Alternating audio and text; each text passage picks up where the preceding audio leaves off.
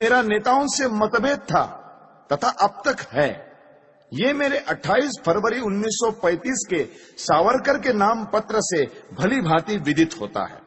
आज भी मेरे वही विचार है। गांधी जी से मेरी शत्रुता नहीं थी। लोग कहते हैं कि पाकिस्तान योजना में उनका मन शुद्ध था। मैं ये बताना चाहता हूं कि मेरे मन में देश प्रेम के अतिरिक्त कुछ न था। मुझे इस कारण हाथ उठाना पड़ा कि पाकिस्तान बनने पर जो भयंकर घटनाएं हुई उनके उत्तरदायी केवल गांधी जी थे। मुझे ये पता था कि हत्या के बाद लोगों के विचार मेरे विषय में बदल जाएंगे। समाज में मेरा जितना आदर है वो नष्ट हो जाएगा। मैं जानता था कि समाचार पत्र बुरी तरह मेरी निंदा करेंगे, किंतु मैं नहीं जानता था कि अखबार इतने पतित हो जाएंगे कि सत्य का गला घोंट देंगे। समाचार पत्रों ने कभी निष्पक्षता से नहीं लिखा। यदि वे देश के हित का अधिक ध्यान रखते और एक मनुष्य की व्यक्तिगत इच्छाओं को कम ध्यान देते तो देश के नेता पाकिस्तान स्वीकार न करते। समाचार पत्रों की ये नीति थी कि लीडरों की गलतियों को प्रकट न होने दिया जाए। देश का विभाजन इससे सरल हो गया। ऐसे भ्रष्ट समाचार पत्रों के डर से मैंने अपने निश्चय की दृढ़ता को विचलित नहीं होने दिया। कुछ लोग कहते हैं कि यदि पाकिस्तान न बनता तो आजादी न मिलती। मैं इस विचार को ठीक नहीं मानता। लीडरों ने अपने पाप को छिपाने के लिए ये बहाना बनाया है।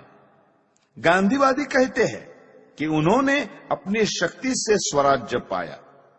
यदि उन्होंने अपनी शक्ति से स्वराज्य लिया है तो उन्होंने हारे हुए अंग्रेजों को पाकिस्तान की शर्त क्यों रखने दी और शक्ति से क्यों न रोका?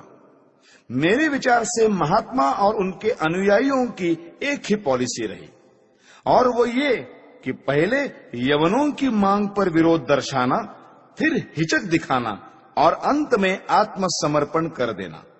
इसी प्रकार पाकिस्तान की रूपरेखा स्वीकार कर ली गई। 15 अगस्त 1947 को छलपूर्वक पाकिस्तान स्वीकार कर लिया गया। पंजाब, बंगाल, सीमा प्रांत और सिंध के हिंदुओं का कोई विचार नहीं किया गया। देश के टुकड़े करके एक मजहबी धर्मनिष्ठित मुस्लिम राज्य बना दिया गया।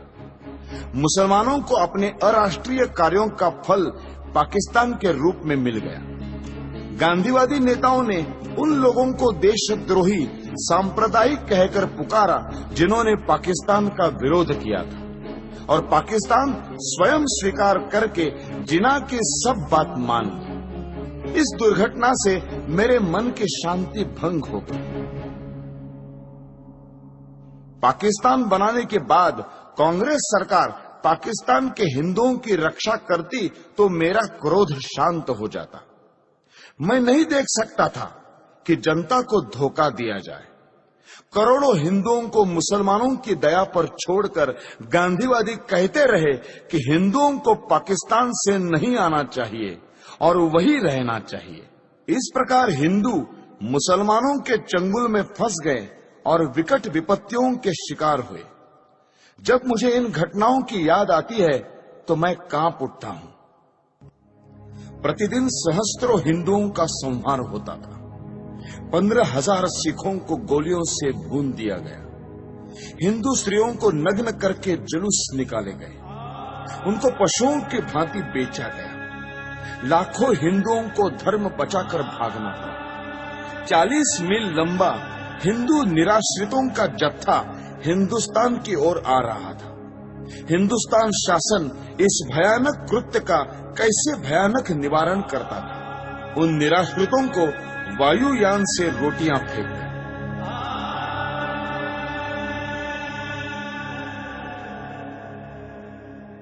भारत सरकार पाकिस्तान से अत्याचार रोकने के लिए अनुरोध करती या धमकी देती कि यदि पाकिस्तान में अत्याचार बंद नहीं हुआ तो भारत में भी मुसलमानों की बुरी दशा होगी, तो इतने अत्याचार न होते। भारत सरकार गांधी जी के इशारों पर चलती थी और उसकी नीति कुछ और ही थी। यदि पाकिस्तान के हिंदुओं की रक्षा के लिए समाचार पत्र कुछ लिख देते थे तो ये अर्थ लिया जाता था कि वे हिंदू मुसलमान में मतभेद फैलाने का प्रयत्न कर रहे हैं। ऐसे कार्यों को अपराध माना जाने लगा और प्रेस इमरजेंसी एक्ट की धाराएं लागू करके एक के बाद एक दूसरी जमानत मांगी जाने लगी। मुझे भी अनेक नोटिस मिले और 16,000 रुपए की सुरक्षित निधि तक मांगी गई। श्री मोरारजी देसाई के न्यायालय बयान के अनुसार ऐसी 900 घटनाएं हुई। इतना ही नहीं, जब प्रेस प्रतिनिधि मंडल मोरारजी से मिलने गया तो उन्होंने उनकी एक न सुनी। इस प्रकार मुझे आशा न रही कि गांधीवादी कांग्रेस सरकार पर शांतिमय ढंग से दबाव डाला जा सकता है। जब इस प्रकार की घटनाएं हो रही थी तब पाकिस्तान या मुसलमानों के विरुद्ध गांधी जी ने एक भी शब्द नहीं कहा। हिंदू जाति और संस्कृति को मिटाने के लिए मुसलमानों ने जो अत्याचार किए उनका मूल कारण गांधी है। यदि भारत की राजनीति को भली भांति संभाला जाता तो ऐसा हिंदू संहार कभी न होता जैसा अब हुआ, और जिसका उदाहरण इतिहास में कहीं नहीं मिलता। सबसे महत्वपूर्ण बात यह है कि मुसलमानों से संबंध रखने वाली समस्याओं में गांधी जी ने कभी जनता के विचारों की ओर ध्यान नहीं दिया। गांधी जी की अहिंसा की आड़ में इतना रक्तपात हो चुका था कि जनता पाकिस्तान के पक्ष में किसी भी विचार का स्वागत करने के लिए तैयार न थी। स्पष्ट था कि जब तक पाकिस्तान में धर्मांध मुसलमान राज्य है तब तक भारत में शांति नहीं हो सकती। फिर भी गांधी जी इस प्रकार का प्रचार कर रहे थे और इस तरह के विचार पाकिस्तान के पक्ष में फैला रहे थे जैसा कर सकने में कोई कट्टर लीगी नेता भी सफल न हो पाता। इन्हीं दिनों में उन्होंने आमरण अनशन की घोषणा करते हुए जो शर्तें रखी वे सब भी केवल हिंदुओं के विरुद्ध और मुसलमानों के पक्ष में थी।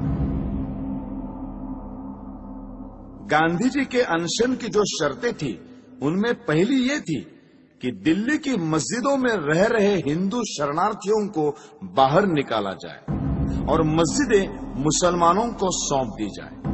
गांधी जी ने अपनी शर्त सरकार और अन्य नेताओं को अनशन की धमकी देकर स्वीकार कराई। जिस दिन यह घटना हुई उस दिन मैं दिल्ली में था। मैंने देखा कि किस प्रकार गांधी जी की जिद को पूरा किया गया। वे शीत के दिन थे। गांधी जी ने अनशन खोला। उस दिन वर्षा हो रही थी। ऐसी असाधारण सर्दी और वर्षा में अच्छे स्थानों पर रहने वाले लोग भी कांप रहे थे। उस समय निराश्रित शरणार्थियों के कुटुंब मस्जिदों से सर्दी के मारे कांपते हुए निकाले गए। उनकी रक्षा का कोई प्रबंध नहीं किया गया। कुछ शरणार्थी जो कुटुंब और स्त्रियों सहित बिरला हाउस गए और उन्होंने नारे लगाए, गांधी जी हमें स्थान दो। उस भव्य भवन में रहने वाले गांधी तक उन निराश्रितों की आवाज नहीं पहुंच सकी। मैंने यह दृश्य अपनी आंखों से देखा, जिसे देखकर कठोर से कठोर व्यक्ति का हृदय भी पिघल जाता। मेरे मस्तिष्क में इससे अनेक विचार आने लगे। मैंने सोचा कि क्या शरणार्थियों ने प्रसन्नता से इन मस्जिदों में डेरे डाले थे? नहीं, गांधी को भी उन स्थितियों का पूरा पता था जिनसे बाध्य होकर उन्हें अपने घर छोड़कर इन मस्जिदों की शरण लेनी पड़ी। पाकिस्तान में एक भी मंदिर या गुरुद्वारा सुरक्षित नहीं रहा। शरणार्थियों ने अपनी आंखों से देखा था कि किस प्रकार मुसलमानों ने केवल हिंदू मंदिरों और गुरुद्वारों को अपवित्र किया।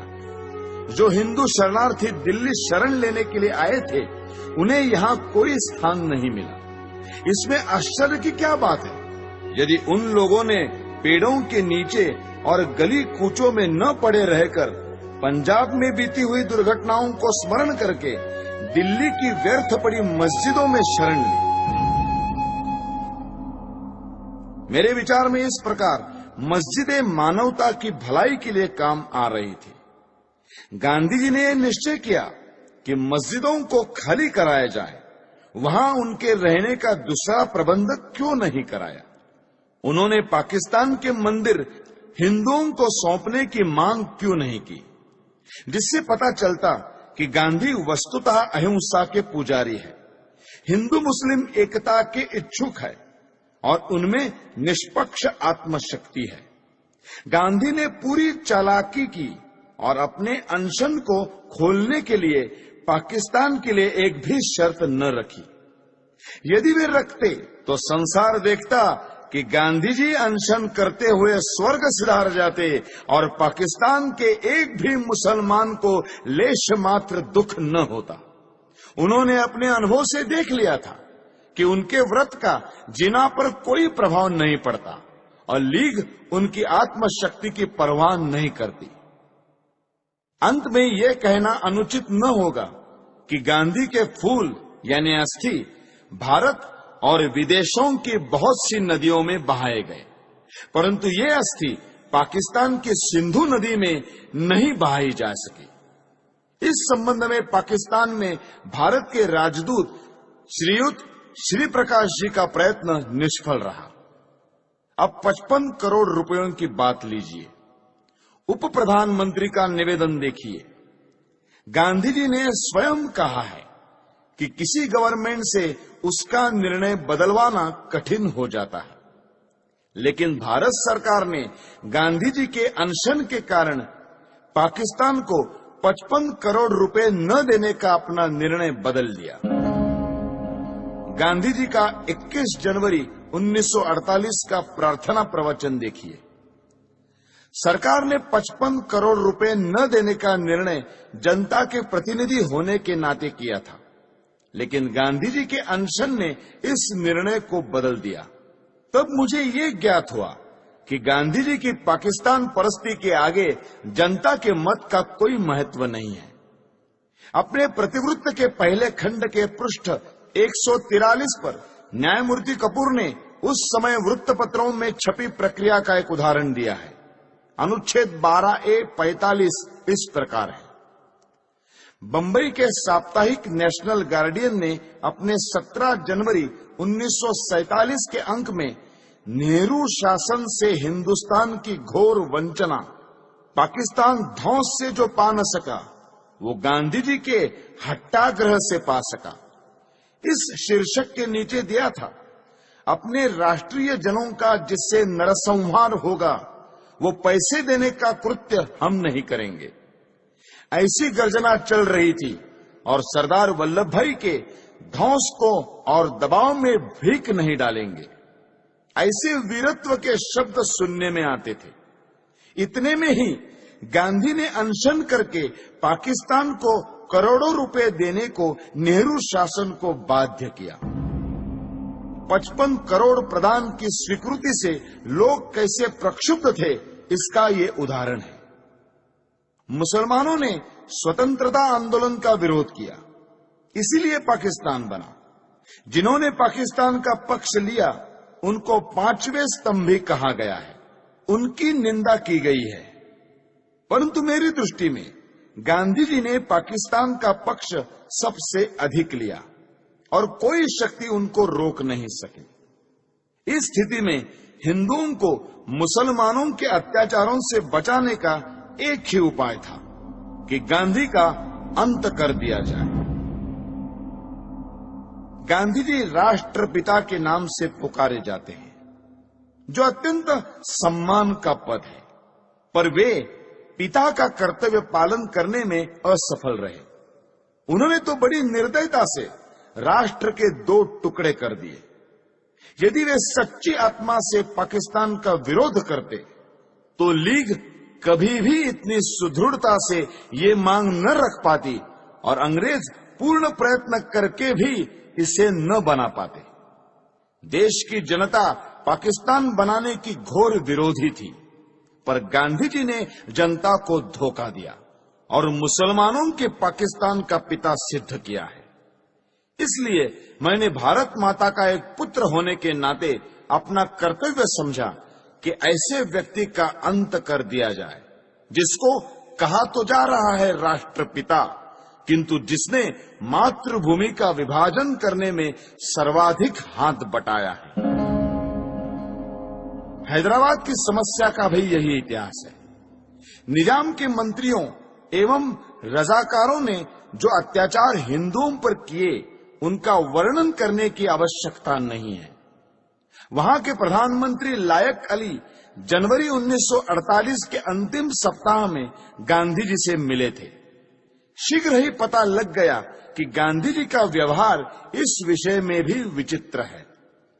जिस प्रकार उन्होंने सुरावर्दी को अपनाया था, उसी प्रकार कासिम रिजवी को भी दत्तक पुत्र समझकर व्यवहार करेंगे, ये बिल्कुल स्पष्ट था। जब तक गांधी जी जीवित थे, तब तक सरकार हैदराबाद के विरुद्ध कुछ न कर सकी, यद्यपि वो पूर्ण अधिकार और शक्ति संपन्न थी। यदि गांधी जी के जीवन में ही भारत सरकार हैदराबाद में सेना या पुलिस की कोई कार्रवाई करने का निश्चय करती, तो गांधी जी हिंदू मुस्लिम एकता के नाम पर सरकार को अपने निश्चय बदलने पर बाध्य कर देते। जिस प्रकार 55 करोड़ रुपया पाकिस्तान को न देने का निर्णय वापस लेना पड़ा था। जब गांधी जी अनशन ठान लेते, तो उनको बचाने के लिए सरकार को उनकी इच्छानुसार चलना पड़ता। गांधी जी के अहिंसा सिद्धांत के अनुसार हमें अत्याचार सहन करते जाना चाहिए और शस्त्र या शारीरिक शक्ति से प्रतिकार नहीं करना चाहिए। गांधी जी की अहिंसा उस सिंह की अहिंसा है जो उस समय अहिंसा का पुजारी हो जाता है जब वो सहस्त्रों गायों को खा पीकर थक जाता है। कानपुर में गणेश शंकर विद्यार्थी को मुसलमानों ने निर्दयता से मार दिया था। गांधी जी उनका उदाहरण देकर कहते थे कि इस प्रकार अहिंसा पर चलकर अपना बलिदान कर देना चाहिए। मेरा विश्वास है ये अहिंसा यानी नपुंसकत्व देश को नष्ट कर देगी और पाकिस्तान भारत पर आधिपत्य जमा लेगा।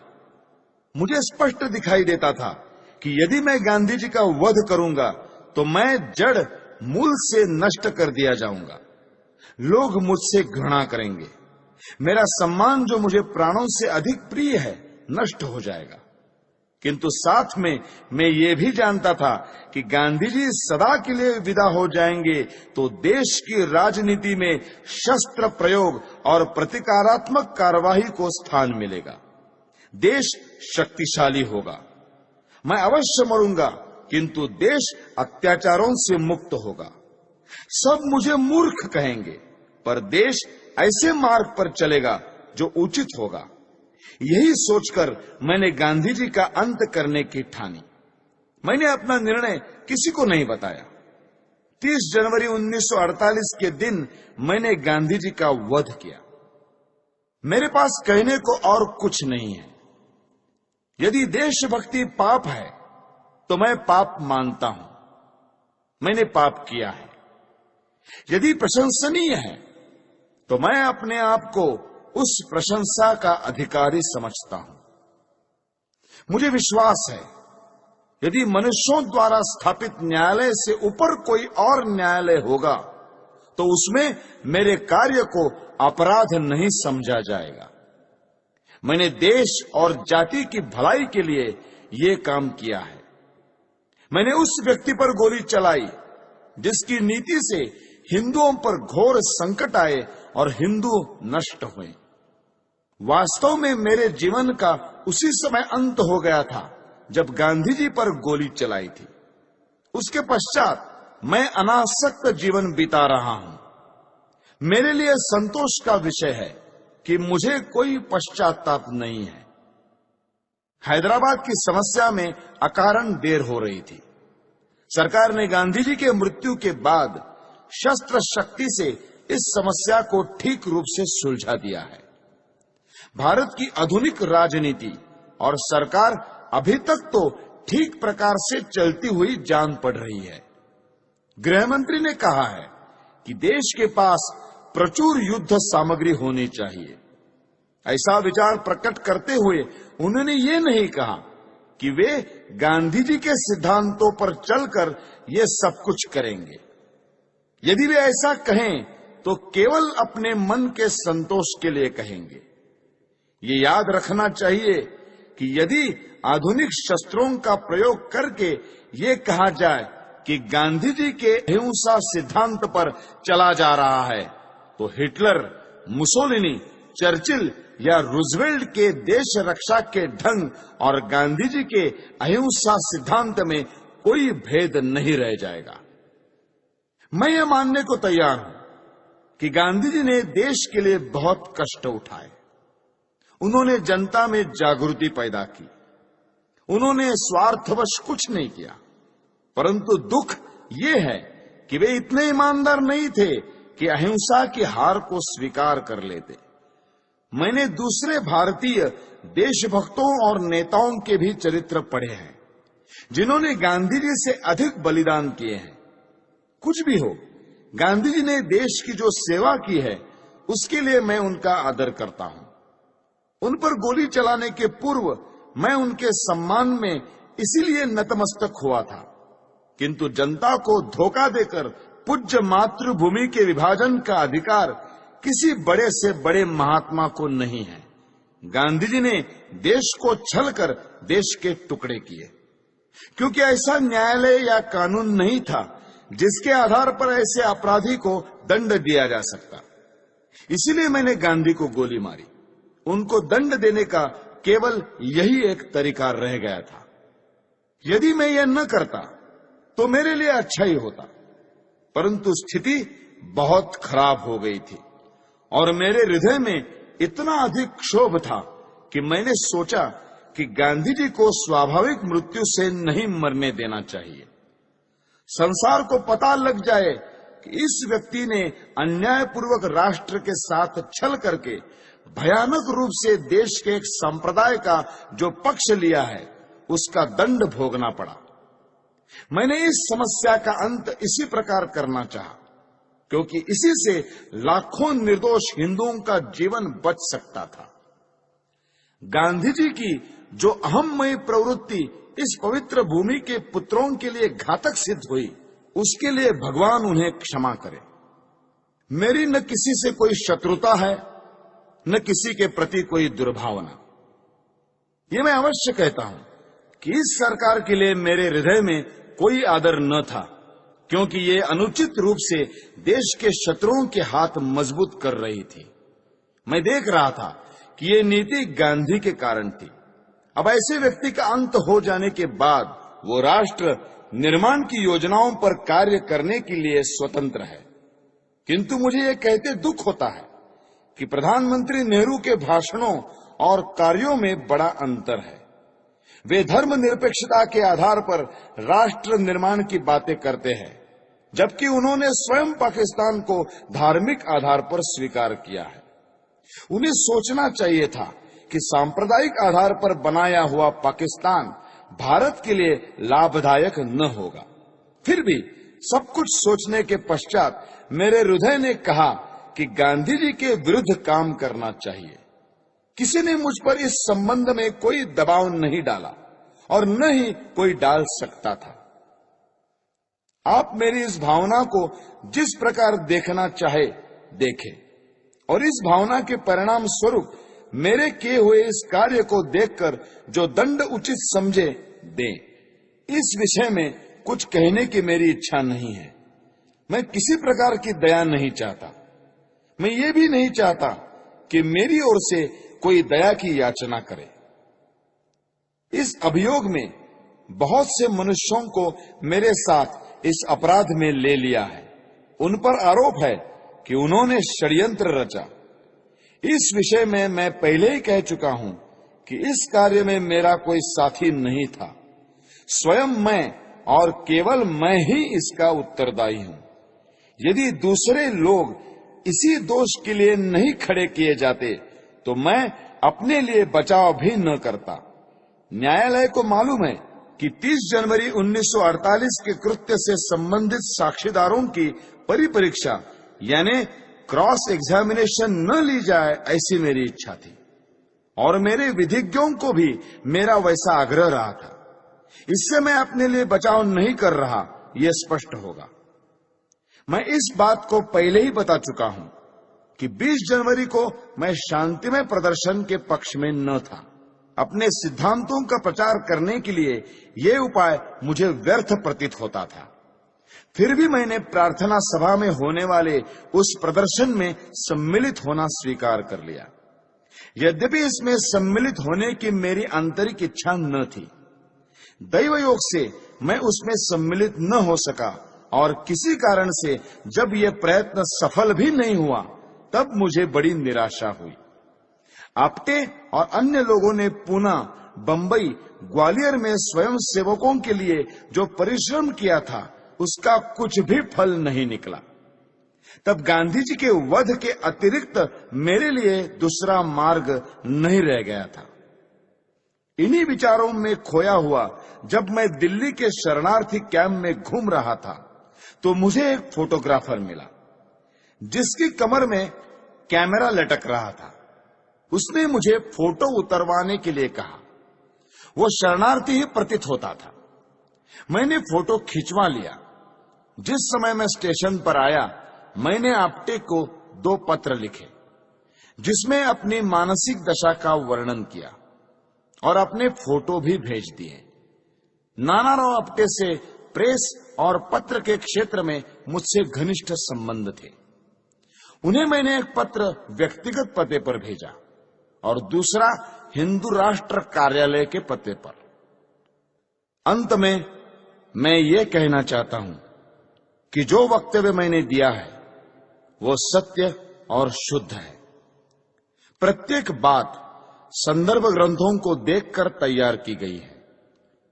मैंने सरकारी समाचार पत्र, इंडियन ईयर बुक, कांग्रेस का इतिहास, गांधी जी की आत्मकथा, समय समय पर प्रकाशित कांग्रेस के बुलेटिन, यंग इंडिया और हरिजन की फाइलें और गांधी जी की प्रार्थना सभा के भाषणों से ये वक्तव्य तैयार करने में सहायता ली है। मैंने ये लंबा वक्तव्य इसलिए नहीं दिया है कि लोग मेरे कार्य को सराहें, बल्कि इसलिए दिया है कि लोग मेरे विचारों को भली भांति जान जाए और किसी के मस्तिष्क में मेरे विषय में कोई भ्रांत धारणा न रहे। भगवान करे हमारा देश फिर अखंड हो और जनता उन विचारों का त्याग करे जो अत्याचारी के आगे झुकने की प्रेरणा देते हैं। भगवान से यही मेरी अंतिम प्रार्थना है। मेरा वक्तव्य अब समाप्त हो चुका है। आपने इसे ध्यान से सुना और सुविधाएं दी, उसके लिए मैं कृतज्ञ हूं। जिन्होंने इस बड़े अभियोग में मुझे कानूनी सहायता दी और जो पुलिस ऑफिसर इस अभियोग से संबंधित है, उनके प्रति मेरे हृदय में कोई दुर्भावना नहीं है। मैं उनके सद्व्यवहार के लिए उनका भी कृतज्ञ हूं। जेल के ऑफिसरों को भी धन्यवाद। उन्होंने मेरे साथ बहुत अच्छा व्यवहार किया है। यह सत्य है कि मैंने 300-400 लोगों के बीच दिन के समय गांधी पर गोलियां चलाई। मैंने भागने का कोई प्रयत्न नहीं किया। वास्तव में भागने का विचार मेरे मस्तिष्क में आया ही नहीं। मैंने अपने ऊपर गोली चलाने का प्रयत्न भी नहीं किया। आत्मघात करने का मेरा कभी विचार न था, क्योंकि मैं अपने विचारों को खुले न्यायालय में प्रकट करना चाहता था। आलोचनाओं के बावजूद भी मैंने जो कृत्य किया उसके नैतिक पक्ष पर मेरी आत्मा कभी विचलित नहीं हुई। मुझे किंचित भी संदेह नहीं कि भविष्य में सच्चाई और ईमानदारी से इतिहास के इस अध्याय को इतिहासकार लिखेंगे तो वे मेरे कार्यों और उसके परिणाम का सही मूल्यांकन करेंगे। अखंड भारत अमर रहे। वंदे मातरम। दिल्ली, 8 नवंबर 1948। नथुराम विनायक गोडसे। अभियुक्त क्रमांक 1।